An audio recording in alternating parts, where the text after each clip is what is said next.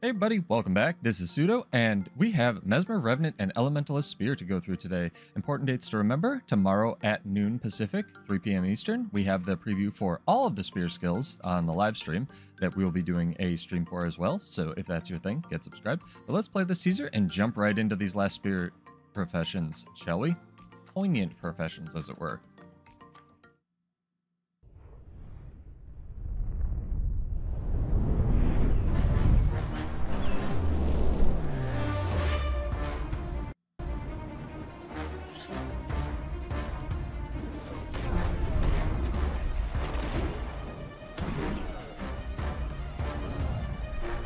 Okay, looks melee for Revenant.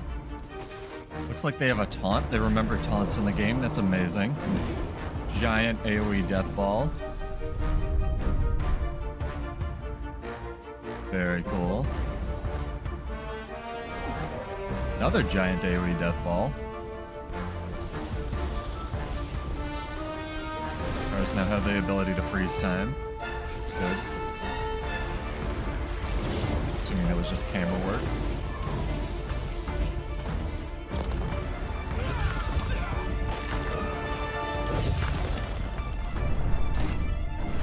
This sure has a lot of giant AoE death balls, huh? Alright, let's go. Mesmer, what you got?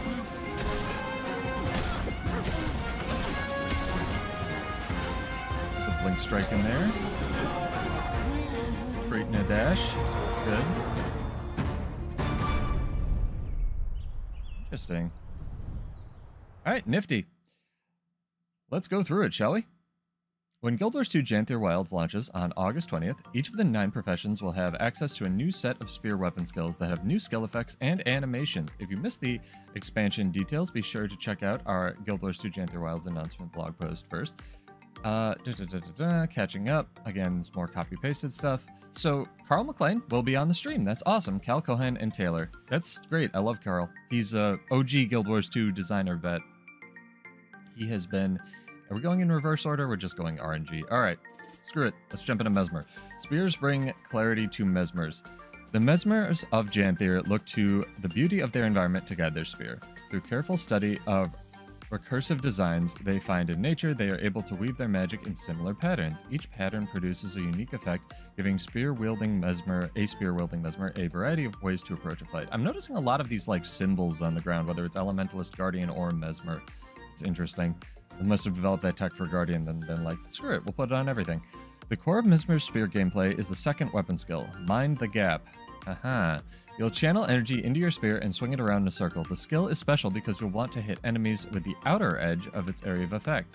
If you correctly position yourself and secure a hit in the right area, you will do more damage and gain clarity. Okay, so they have a modifier as well. The clarity effect allows you to imbue the next pattern you create with stronger magic, increasing its effectiveness. The next effect, or the exact effect of clarity, will be different for each skill, so you'll need to plan ahead to gain the most value from it. So this is basically use a skill, augment your next skill, kind of like Ranger has, but it's not just stealth. You actually have to hit with the skill. So we'll see how that plays. Maybe they're a little bit stronger than the Rangers versions. Teehee.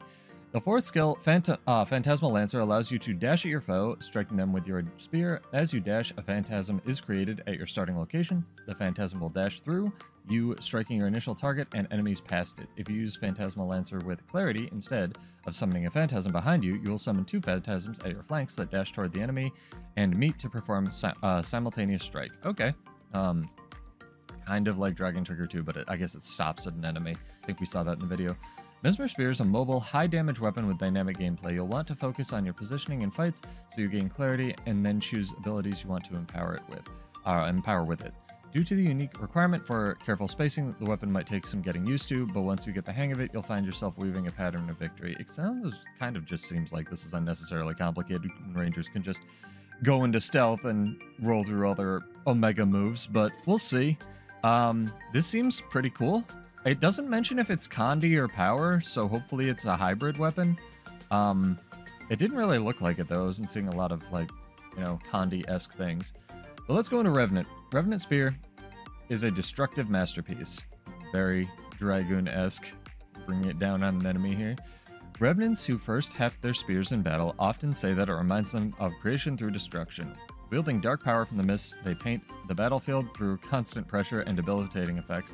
Let's dive in and talk about how the condition-based hybrid weapon works. Okay, so they're mentioning this is condition-based hybrid. They didn't say anything, unless I'm mistaken, for Mesmer, so that's interesting. We'll start with the fifth weapon skill as the primary ability. Abyssal Raise is a ground-targeted skill with 3 charges that strikes up to 5 enemies. You'll gain up to 2 stacks of Crushing Abyss per cast every time the skill strikes a foe, which amplifies the next use of Abyssal Raise. Okay, so Abyssal Raise is maybe the giant AoE death ball. It starts with 3 casts. At 5 stacks, you'll reach the maximum effectiveness, causing every stroke of Abyss to deliver the most potent effect. With 3 ammunition charges for the skill, let's discuss how you refresh ammunition charges using your other spear skills to maintain tremendous pressure on the battlefield while keeping Crushing Abyss active. Okay, so this is like kind of the inverse where they have one thing that they can refresh with the other stuff instead of having one thing that empowers all of the other things. Interesting. The other 4 Revenant Spear skills, I guess it more empowers the last skill because you get more charges of it and then it stacks up. The other 4 Revenant Spears skills enable the use of Abyssal Raise by reducing its ammunition cooldown and keeping you and your enemies positioned opportunistically on the battlefield. Your first skill is a hybrid of ranged or alternating melee strikes. There it is.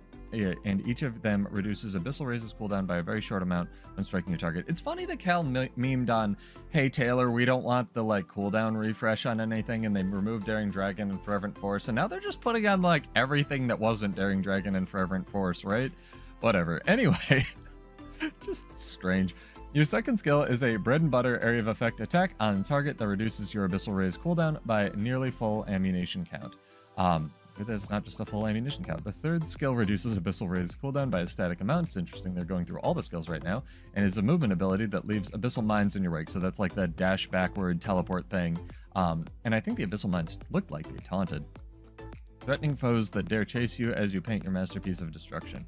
And the fourth skill serves as a delayed area crowd control ability to help you land the most optimal damage as enemies attempt to flee your gaze. So like, they have 2 crowd control things, it looks like. They have the dash backward and the 4, which is going to be kind of crazy town. And it's like hybrid, ranged, and melee. This may not sound super good. This is going to be really strong, even if it's like kind of simple compared to some of the other stuff. I'm calling it now. Revenant Spear is going to be broke, yo. With all these new spear abilities coming in hot, we're excited to watch the masterpieces you create on the battlefield. Happy raising. And then we have... what is just the most adorable little char here? Elementalist spear echoing for power. He's so happy. Maybe it's a chick. I don't know. The Elementalist wields a spear as a long-range power damage weapon capable of conjuring powerful elemental forces such as volcanoes, whirlpools, and lightning storms. They just said this is long-range. What's with the giant AoE death ball below the Elementalist? That's not long-range. That's short-range.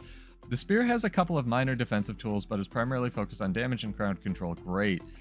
Super excited for this, leading to a glass cannon style of play that will be more comfortable when you're unleashing spells from a distance rather than ending up in the thick of combat. I don't believe you. Giant AoE death ball.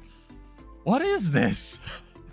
In today's post, we'll cover a few of these skills. We all knew Ellie was going to be cracked, right? Well, in today's post, we'll cover a few of these skills and then some of their shared mechanic aspects. Interesting. So Ellie has like special stuff. Starting things off with the 4th air attunement skill, we have Twister. I think we saw that in the video. A ranged ground targeted area of effect skill that unsurprisingly creates a twister at the location and that damages and inflicts vulnerability on enemies in the area. So very similar to the hammer one, probably. This skill, as well as the 4th weapon skills in other attunements, has an additional effect against enemies that are within a smaller inner radius near the spell's center, rewarding precise placement. Okay, so they don't need exact placement, they just need, like, rewarding precise placement? Interesting. When Twister strikes enemies near its center, it will also bring those enemies up to float in the air. Next up is Harden, the 3rd Earth Attunement skill. This is a personal defensive skill that grants the user barrier and also enhances their next strike from any spear to inflict daze on their enemy. Great, more CC. The other 3rd weapon skills have some similarities. Each is a utility-focused skill that protects or empowers... I'm going to read that again. The other third weapon slot skills have some similarities. Each is a utility-focused skill that protects or empowers the user and grants bonuses to the next spear skill. So this is kind of what they were doing with pistol, except it's less complicated, so people will maybe use it. I love pistol, don't get me wrong, but it's a lot, like, so complicated. A lot of people just didn't end up using it or liking it. It's a lot to like try to do in battle when you're fighting in a a PvP opponent that's spinning on your face. All of these skills also have a relatively short casting time, or none at all. Great, which is important for today's final elementalist sneak peek. So they can kind of like queue up or enhance their next attack or whatever, or certain skills. That's cool. The fifth weapon skill contains the most potent skill of each attunement, assuming you can fulfill the requirements. Each skill starts off in the base state, a quick cast that etches a spell circle into the ground.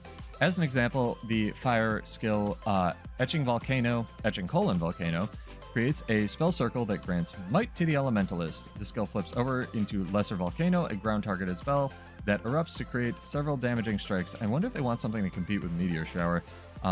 Spoilers, it never will. Meteor shower's good thing is target cap, not hitting a bunch of times. Unlocking the skill's full potential requires the spell circle to be completed before reactivating the skill. To do so, the user must simply use 3 other skills while standing inside the etch circle. Okay, so you got all your attunement, instacast stuff.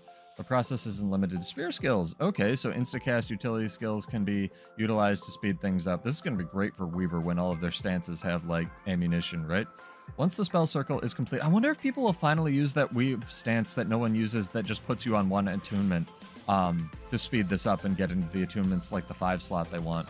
Once the spell circle is completed, the 5th skill flips over into its final form, in this case Volcano. I feel like this is Elementalist final form, Kale, allowing the user to unleash the full potential of the effect. It's interesting. When I first spec'd out my warrior spear using specialization, I wanted it to like slam the ground and make magma erupt. And it also had the thief chain, sort of like assassin, so I guess I'm glad to see those used somewhere.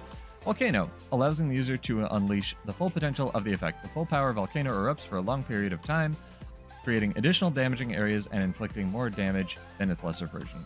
Other attunements utilize the same etching process, but each has their own flavor and skill effects.